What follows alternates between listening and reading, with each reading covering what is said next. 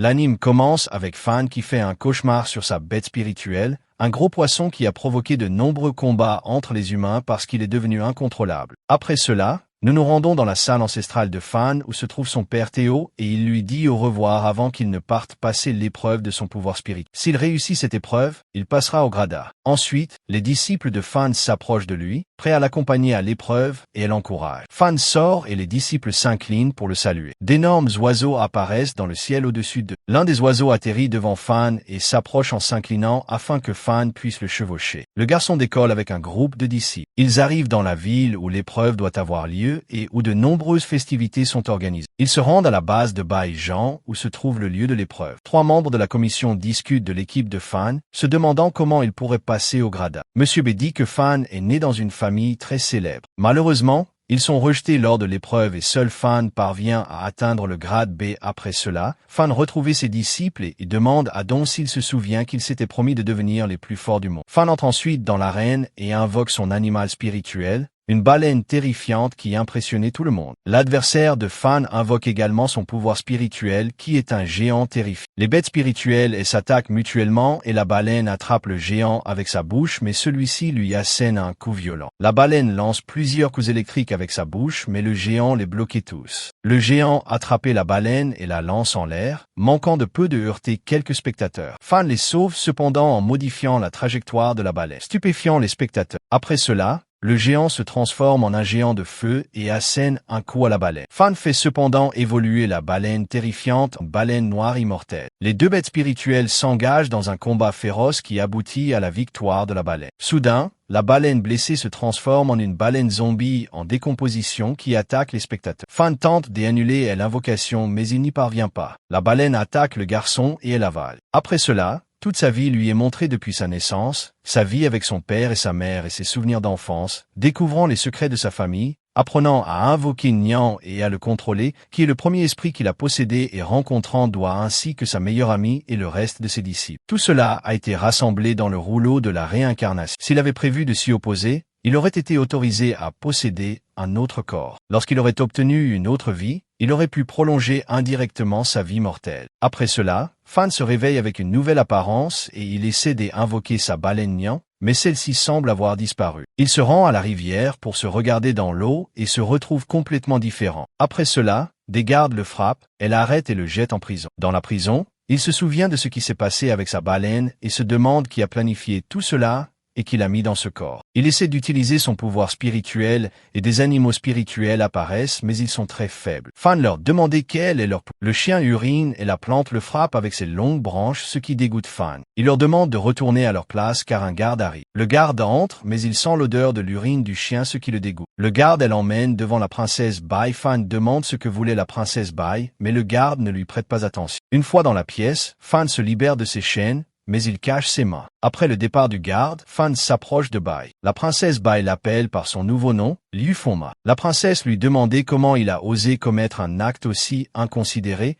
à savoir droguer sa boisson et planifier la mise en œuvre de ses plans dépravés. Elle lui dit que le tuer ne la satisfait pas et qu'elle l'emprisonnerait à vie comme son serviteur et le torturerait chaque fois qu'elle le souhaiterait. Liu s'éloigne d'elle et lui dit que c'est impossible et lui conseille de se trouver quelqu'un d'autre. La princesse B lui dit qu'elle ne le laissera pas partir. Elle lui assène un coup avec son pouvoir spirituel. Ben s'approche du garçon, pensant qu'il est mort, mais Liu lui montre également son pouvoir spirituel, ce qui fait rire B de ses animaux spirituels pathétiques. Elle l'attaque avec son serpent, mais le chien esquive les coups du serpent grâce aux indications de Liu. Le lutin d'herbe se prépare à frapper jusqu'à ce que Liu lui en donne l'ordre au bon moment, mais B ordonne au serpent de le frapper. Projetant le lutin d'herbe au loin, le serpent l'avale mais le lutin le bloque immédiatement avec ses liens. Le chien porte le coup final au serpent, ce qui met la femme très en colère. Elle renforce le pouvoir du serpent et le transforme en un serpent de feu qui brûle le lutin d'herbe et le projette au loin. Elle ordonne au serpent d'attaquer le chien poilu, mais Liu le rappelle immédiatement,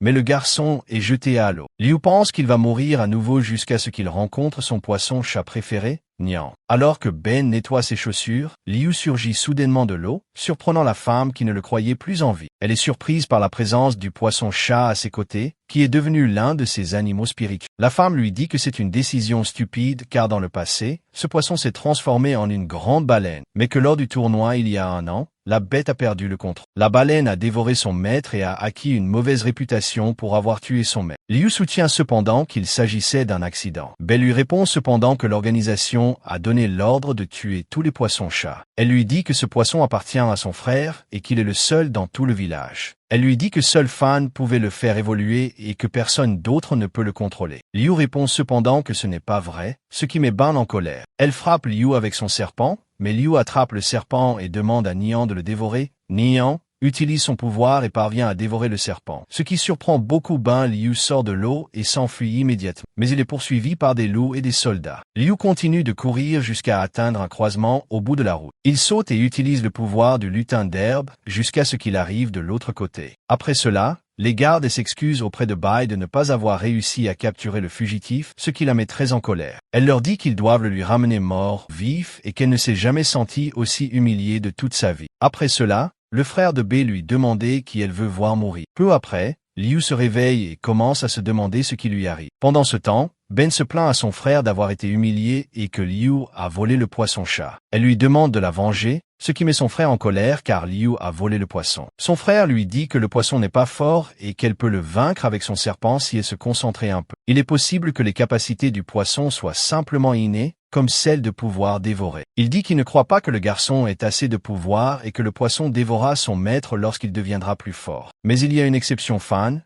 car il est le seul à savoir à quel point le poisson est fort comme il est mort. Personne ne connaît désormais les secrets de ce poisson aux capacités unies. Pendant ce temps, Liu invoque Nian, lui disant qu'ils ont tué tous ceux de son espèce. Liu dit qu'il est le seul à connaître le secret de la force du poisson spirituel. Il dit qu'ils ont échoué dans leur vie précédente et promet que dans cette vie, ils surmonteront tous les obstacles sur leur chemin. Peu après, Liu se rend dans un hôtel et demande à l'employé un animal qui puisse le conduire en ville, l'informant qu'il appartient à la secte Lynxia au pavillon, ce qui attire l'attention des autres clients. L'homme lui demandait quelque chose qui prouve son appartenance à la secte, mais Liu n'a rien pour le prouver. Il fait quelques gestes étranges qui surprennent l'employé. L'homme les cherche immédiatement dans son dictionnaire, ne sachant pas s'il ne les connaît pas ou s'il ne s'en souvient tout simplement pas. Lorsque l'employé confirme qu'il appartient bien à la secte, Liu lui demandait un faucon ou un léopard rapide. Mais il est choqué d'apprendre que sa secte a été retirée de la liste. Peu après, Liu monte sur un cochon gras et difficile à contrôler. Il se souvient avoir entendu dire que le rang de la secte était tombé au rang C en raison de la mort de leur maître. La secte a également été retirée de la liste de l'organisation pendant ce temps. Ailleurs, 2 membres de la secte Lynxia au pavillon préparent un bon repas. Doan est choqué par la quantité de nourriture disponible, disant qu'ils ne sont pas en mesure de tout manger car la secte se trouve dans une situation difficile et qu'ils ne doivent pas gaspiller la nourriture. Plus tard, Liu se rend au centre de soins pour animaux spirituels et entre pour demander qu'on soigne ses animaux. Après cela, il se rend chez un autre employé et demande le livre sur la technique de défense par but. Il s'avère que c'est le dernier livre de ce type. Juste au moment où Liu s'apprête à le prendre, un homme arrive et demande le livre, disant qu'il paierait le triple. Cependant, l'employé répond que le livre a été vendu et Liu affirme que le premier arrivé est le premier servi. Le combattant demande à l'employé comment il peut refuser une telle offre, ce qui le met en colère. Il dit qu'il s'appelle Shu et qu'il obtient toujours ce qu'il veut. Il montre ensuite son animal spirituel, mais Liu l'arrête, lui disant d'arrêter de faire le clown, ce qui surprend l'homme. Il s'avère qu'ils se connaissaient et l'homme lui offre à manger au restaurant. Shu dit qu'il trouve quelque chose d'étrange chez lui parce qu'il n'a pas bu d'alcool avec. Shu le défie à un concours de boissons en lui disant que si Liu gagne,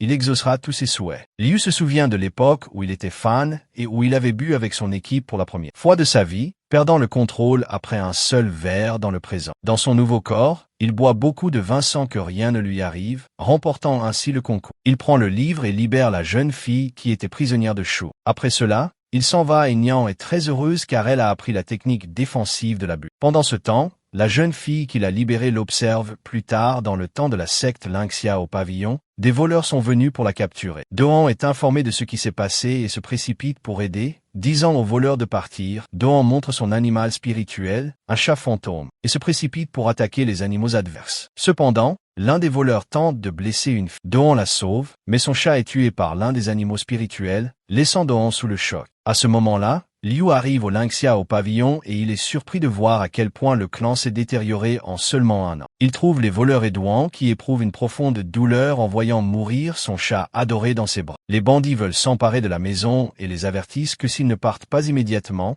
ils kidnapperont la jeune fille. Le chien de Liu intervient immédiatement, urinant sur les voleurs et même sur le lézard géant. Liu leur demande comment ils ont osé toucher ses élèves et leur dit qu'ils devront affronter la fureur du clan Lingxiao. L'un des voleurs ordonne au lézard de s'occuper du chien pathétique, mais celui-ci attaque le lézard géant et le vainc. Après cela, les bandits invoquent immédiatement leurs animaux spirituels pour attaquer Liu. Liu parvient à s'échapper et les conduit à l'extérieur afin de pouvoir les combattre avec Gnan sans que personne ne les voie. Liu leur dit que Gnan va les manger, ce qui effraie les bandits. Ils lui disent que le poisson a été interdit à cause de ce qui s'est passé un an auparavant, menaçant de le dénoncer. Mais Liu les menace à son tour en disant à Nian de les manger aussi, ce qui fait fuir les bandits. À ce moment-là, Ling sort et ne reconnaît pas Liu. Liu prend la jeune fille dans ses bras et s'apprête à lui dire qui il est, mais il se souvient alors que la personne qui lui a tendu un piège un an auparavant pourrait être quelqu'un de proche. Alors il ne se présente pas, lui disant qu'elle ressemble à une de ses amies. Ling le remercie de les avoir aidés. Après cela, Liu entre pour vérifier que le reste de son ancienne équipe va bien. Ling pense que Liu est fan, mais elle n'en est pas encore tout à fait sûre. Plus tard, Ling présente Liu au reste des membres de la secte, mais ils sont tous dans un état pitoyable à cause de ce qui vient de se passer. Ling va voir Duan pour prendre de ses nouvelles et tout le monde est triste à cause de la mort du chat. Duan leur dit qu'il va quitter le clan parce que leurs animaux spirituels sont morts et qu'il n'y a plus de raison de rester dans le clan Lingxiao. Liu se souvient de sa première rencontre avec Duan et de la façon dont ils ont fait connaissance. Il le suit et lui demande de rester, lui disant qu'il l'aidera, ce qui fait beaucoup rire Duan. Duan lui répond que le clan Lingxiao n'a pas besoin de quelqu'un comme lui et qu'il est plus fort que lui. Link essaie de l'arrêter, mais Duan ne veut rien entendre. Duan dit que celui qui protégeait le clan est mort, à savoir Maître Fan. Tous les autres membres décident également de partir. Liu leur crie de rester, mais personne n'écoute ses supplications. Une fois dehors, il se met à pleuvoir à verse, et Liu se souvient de son passé. Les autres se retournent pour saluer leur temple une dernière fois, ce qui fait pleurer Liu. Liu se dit qu'il va résoudre tous les problèmes et redonner au clan son ancienne force. Il ne reste plus d'autres élèves dans le clan.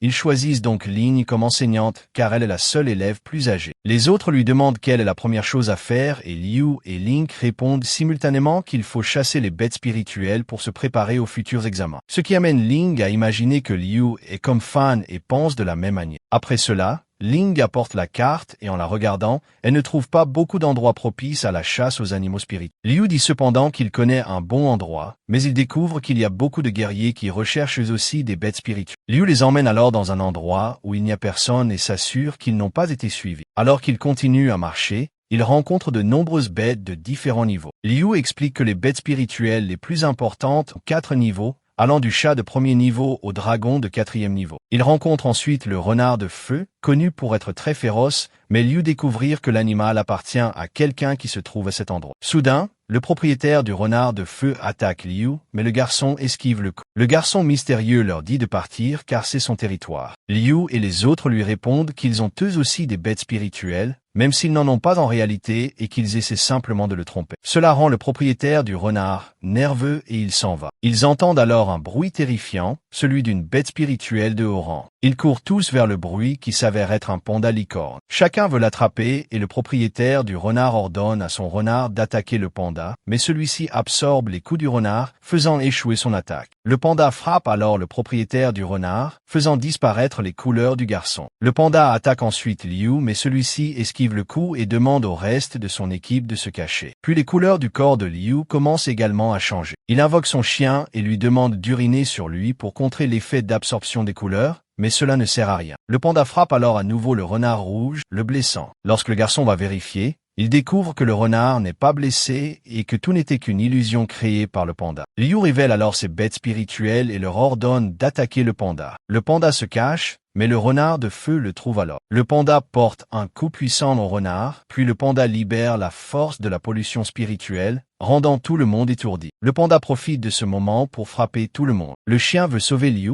son maître. Alors il attaque le panda et lui assène un coup violent, le faisant tomber au sol. Il urine ensuite sur lui, ce qui rend l'équipe de Liu heureuse car le panda a été capturé. Cependant, le garçon mystérieux bloqué le panda l'attrape et s'enfuit en volant haut dans les airs, les obligeant ainsi à errer à la recherche d'autres bêtes spirituelles. Le garçon se rend ensuite au quartier général de la secte de l'Underworld et se présente aux gardes sous le nom de Sommercian, disant qu'il est venu pour rencontrer le chef. Le chef de l'association possède de nombreuses bêtes spirituelles. L'homme est impressionné par Song qui a capturé un panda. Il demande à Song de rejoindre sa secte et de devenir l'un de ses gardes, mais le garçon lui répond qu'ils avaient un accord. Les gardes apportent alors son animal spirituel, le renard de feu bleu, et lui disent qu'il sera libéré en échange du panda. Song s'apprête à partir, mais les gardes capturent l'autre renard de feu et les attaquent. Tous les gardes parviennent à capturer Song et le garçon appelle le renard de feu à l'aide qui lance du feu sur les gardes, les éloignant de Song qui les attaque avec son arme. Mais le chef de la secte révèle alors une énorme bête obscure qui porte un coup puissant à Song, le jetant à terre. L'homme dit qu'il se fiche de lui, mais que ces renards spéciaux se vendent à un très bon prix. Pendant ce temps au marché, une annonce concernant Léo indique qu'il est recherché, mais les autres le cachent pour que Liu ne le voie pas. Ils se rendent ensuite à la guilde des combattants pour demander l'argent qu'ils ont économisé au nom du clan Lynxia. Au pavillon, l'employé leur dit qu'il n'y a pas d'argent, ce qui fait pleurer Ling comme c'est Liu qui a retiré l'argent.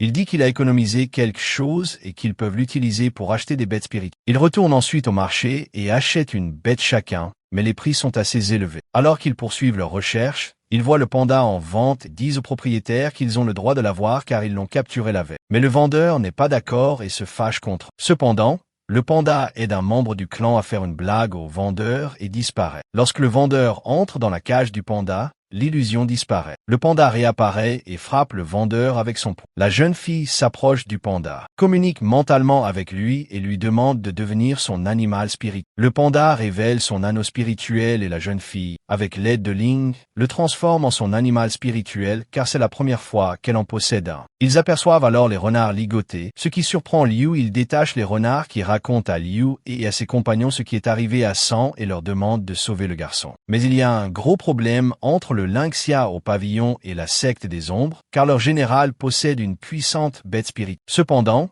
Liu a une autre idée et leur demande de retourner à leur temple, leur donnant un mouchoir qui les mènera à un arbre dans la forêt avec quelque chose pour eux. Ils creusent et trouvent une lettre de Fan. Ils pensent qu'elle a été écrite par Fan, mais en réalité, elle est de Liu. La lettre dit que s'ils l'ont trouvée, cela signifie que Fan est mort et qu'il n'a pas trouvé de meilleur moyen de les contacter. Dans la lettre, Liu, sous le nom de Fan, leur dit que le pavillon Lynxiao les réunira et deviendra la secte la plus importante du monde. Il révèle également qu'il leur a laissé quelques améliorations, des sphères qui grandissent rapidement et qui donnent beaucoup d'énergie. Il dit qu'il serait toujours avec eux pour être témoin de leur gloire. Merci d'avoir regardé ce résumé. Si tu veux encore plus d'histoires, abonne-toi et active la cloche. À très vite pour un nouveau voyage dans l'univers des animes. Résumé Otaku, là où on trouve les meilleures histoires.